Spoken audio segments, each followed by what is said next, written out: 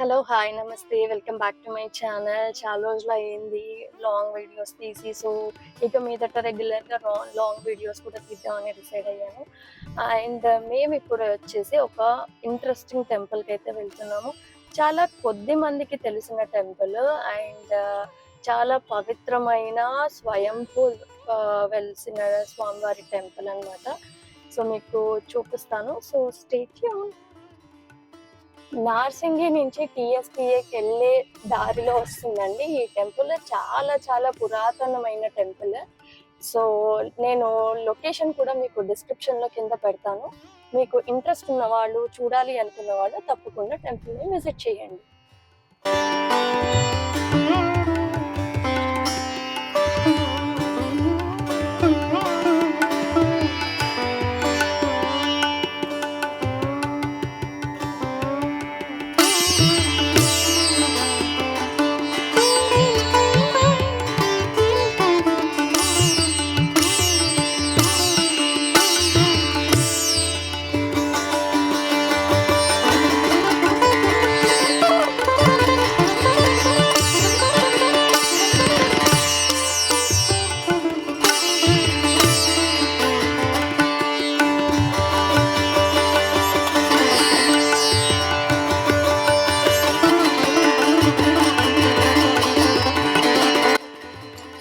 ఈ టెంపుల్ వచ్చేసి వేణుగోపాల స్వామి టెంపుల్. చూస్తున్నారు కదా, చాలా అంటే చాలా చాలా పురాతనమైన టెంపుల్. చాలా కొద్ది మందికే తెలుసు. అందులో భక్తులు కూడా అందుకే చాలా కొద్ది మందే వస్తారు ఇక్కడికి. మీ అందరికీ చూపించాలని, తెలియాలని చెప్పేసి ఈ చిన్న వీడియో చేస్తున్నాను.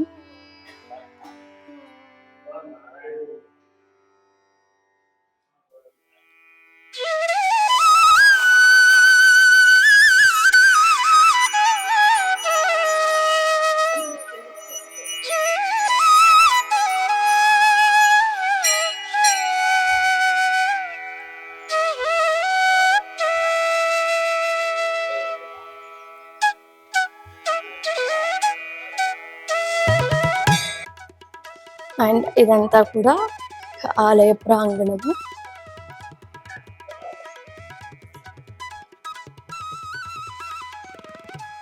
చాలా చాలా చాలా పాతబడి అండి.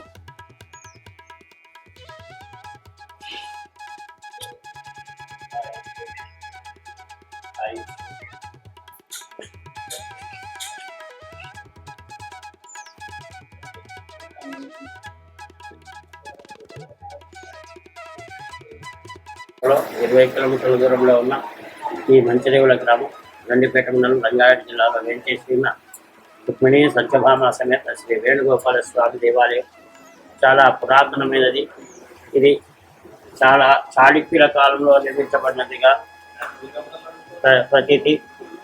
అప్పటి నుంచి కూడా ఈ ఆలయాన్ని నిత్యోత్సవ, పక్షోత్సవ, మాసోత్సవ, బ్రహ్మోత్సవ అన్ని ఉత్సవాలు జరుగుతూ ప్రతిరోజు ఆ స్వామికి ఆరాధన చేస్తూ అన్ని నిత్య కైంకర్యాలు జరిపించుకుంటూ ఈ స్వామి వేంచేసి ఉన్నారు. అయితే ఇక్కడికి చేరువలో ముచ్చుకుందా నది అని ఉన్నది, మూసీ నది. ఒక 3 పర్లాంగులు ఉంటుంది. ఆ ముచ్చుకుందా నదికి ఆ తానిషా కాలంలో ఉన్న, లేదా రామదాస్ కాలం ఉన్న అక్కన్న మాదన్న వాళ్ళు వచ్చి అక్కడ స్నానాలు ఆచరించి పైన ఉన్న వీరభద్రుడికి దర్శించుకొని మళ్ళీ ఇక్కడ విష్ణు ఆలయాన్ని దర్శించుకొని పూజలు చేసేవాడని ప్రతీతి. పెద్దవాళ్ళు చెప్పగలుగుతున్నారు కానీ శాసనం అంటూ ఏమీ లేదు.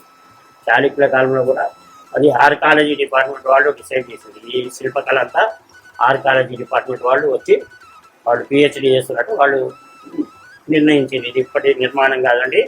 ఈ శిల్పకళ మొత్తము చాళుక్యుల కాలంలో, కాకతీయుల కన్నా ముందు 11వ శతాబ్దం కన్నా ముందు నిర్మించబడిన ఆలయం ఇది. ఇప్పటిది కాదండి, చాలా పురాతనమైన ఆలయం వాళ్ళు చెప్పి అప్పటి నుంచి కూడా మేము వచ్చిన భక్తులు కూడా చాళుక్యుల కాలంతో అని చెప్తున్నాము. ఈ స్వామి వివాహం కాని వారికి, సంతానం లేని వారికి ఈ స్వామిని తలుచుకొని ప్రదక్షిణ చేసినట్టయితే తప్పకుండా చాలామందికి సంతానం కలిగింది. బ్రహ్మోత్సవ సమయంలో ధ్వజారోహణ నాడు మహాప్రసాదం అని ఇస్తారు. గరుడముతో గరుడాల వరకు ధ్వజారోహణ నాడు గరుడాల వరకు గరుడ పొంగలి, బెల్లం పొంగల్ని ఆయన స్వామికి ఆరాధన చేసి అన్నం బ్రహ్మేతి వ్యజానాత్ అన్నాద్యేవ కల్విమాని భూతాని జాయంతే అన్నేన జాతాని జీవంతి అని చెప్పి అవి 9 మంత్రాలు ఉంటాయి వేదంలో. ఆ 9 మంత్రాలు చదువుకుంటూ 9 సార్లు 9 సార్లు పైకి స్వామికి ఆ గడ్డముద్దల ఆరగింపు చేస్తారు. చేసిన తర్వాత ఎవరైనా సంతానం కాని వాళ్ళు ఉంటే ఆ గడ్డముద్దలు వాళ్ళ ఒడిలో వేసినట్టయితే సంతానం కలుగుతుందని ప్రతి పెద్దవాళ్ళు చెప్తుంది. అయితే ఈ ఆలయంలో కృష్ణాష్టమి నాడు 1008 కలశాలతోటి అన్ని నదుల నీళ్లు అన్ని రకాల ధాన్యాలు, అన్ని రకాల పత్రాలు, అట్లా 1008 కలశాలతోటి స్వామికి పంచామృత అభిషేకం జరుగుతుంది. వైకుంఠ ఏకాదశి నాడు ఉదయం నుంచి సాయంత్రం దాకా కూడా ఉత్తర ద్వారం తెరవబడి ఉంటుంది. అప్పుడు విశేషంగా ఆ రోజు మటుకు మా ఆలయానికి విశేషంగా జనాలు వస్తారు. వైకుంఠ ఆ రోజు 30 దేవతలు అన్ని ఆలయాల్లో వేంచేసి ఉంటారని చెప్పి ఆ రోజు చాలా భక్తులు భగవద్బంధువులు ఈ స్వామిని దర్శించుకుంటారు. జ్యేష్ఠ పాడ్యం నుంచి పంచమి వరకు బ్రహ్మోత్సవాలు జరుగుతాయి. జ్యేష్ఠ పాడ్యం నాడు అంకురారోపణ, విధియ నాడు ధ్వజారోహణం, తృతీయ నాడు తదియ నాడు స్వామివారి అభిషేకము, మళ్ళీ కళ్యాణం. మర్నాడు చతుర్థి నాడు మహారథోత్సవం. రథోత్సవం తర్వాత 5వ నాడు మహాపూర్ణావతి, మళ్ళా చక్రతీర్థము, ముగింపు ఉత్సవం, పృథ్వీ సన్మానం ఉంటుంది. అయితే ప్రతి శనివారం కూడా ఈ స్వామికి పంచామృత అభిషేకాలు జరుగుతాయి. ఎవరు భక్తులు దాంట్లో పాల్గొకున్నా మా విధిగా మేము పంచామృత అభిషేకం జరుపుతాము, అలంకారం చేస్తాము. పూలు కూడా రోజు ఆ స్వామి తెప్పించుకుంటున్నాడు. ఓ భక్తురాలు రోజు పంపిస్తుంది హైదరాబాద్ నుంచి. రేపటికి రోజు అడ్వాన్స్గా వస్తాయి సాయంత్రం వరకు. ఉదయం పూలు నుంచి అలంకార ప్రియుడు స్వామి విష్ణుమూర్తి, అలంకార ప్రియుడు శివుడు, అభిషేక ప్రియుడు. ఇట్లా నిత్యోత్సవ, పక్షోత్సవ, మాసోత్సవ, బ్రహ్మోత్సవ ఉత్సవాలు జరుపుకుంటూ స్వామి వేంచేసి అందరి భగవద్బంధుల యొక్క కోరికలు తీస్తూ కొంగు బంగారమే వేంచేసి ఉన్నారు. మూలస్వామి కూడా ఇక్కడ అన్ని ఆలయాల్లో రుక్మిణి సత్యభామాదేవి విడివిడిగా ఉంటుందండి. లైట్ వేస్తూ ఉంటాం. ఇక్కడ మటుకు ఒకే మూలస్వామికి ఇది సాలగ్రామ శిల అంటారు. సాలగ్రామ శిలకే అమ్మవార్లను కూడా చెక్కినారు. ఆ కాలంలో అమ్మవార్లను కూడా చెక్కినారు. ఇక్కడ రుక్మిణీదేవి, సత్యభామాదేవి చతుర్భుజులు, ఒక చేతిలో చిత్తము, ఒక చేతిలో శంఖం, 2 చేతుల్లో మురళి, వేణుగోపాలు. వీళ్ళు ఉత్సవమూర్తులు. వేణుగోపాలు, రుక్మిణీదేవి, సత్యభామాదేవి, శ్రీ ఆండాల్ గోదాదేవి.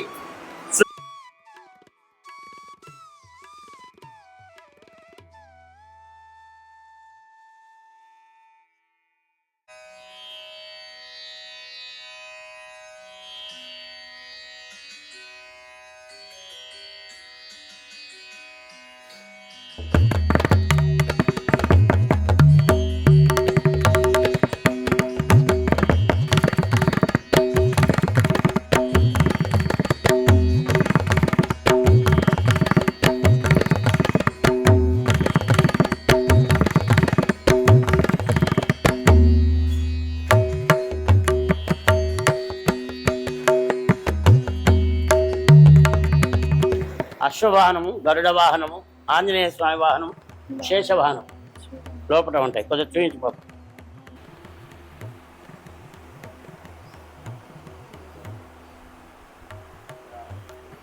ఆలయ సందర్శన వేళలు ఉదయం 7 గంటల నుంచి 12 వరకు, మధ్యాహ్నం 5 గంటల నుంచి సాయంత్రం 8 వరకు. పర్వదినాల్లో మటుకు 1 గంట మాత్రమే విరామం ఉంటుంది.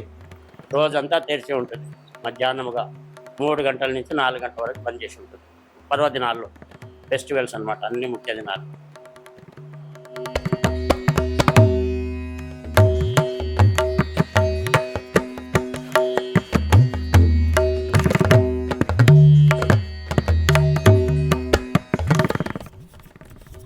ఇక్కడ చూసారంటే మీరు నవగ్రహాలు ఉన్నాయండి. అండ్ రైట్ సైడ్లో చూసారంటే గోశాల ఉంది. చాలానే గోవులు ఉన్నాయి. ఇక్కడ గోశాల రెగ్యులర్గా వచ్చేవాళ్ళు వచ్చి వాళ్ళకి తోచింది సమర్పిస్తూ ఉంటారు. అండ్ ఇక్కడ వచ్చేసి శివాలయం. అండ్ ఇక్కడ మనకి శివాలయంలో లోపల విఘ్నేశ్వరుడు మరియు కాలభైరవుడు ఉన్నారు.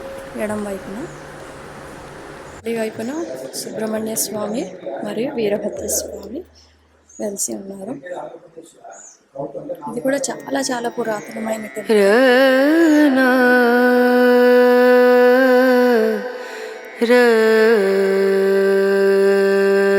రనా రను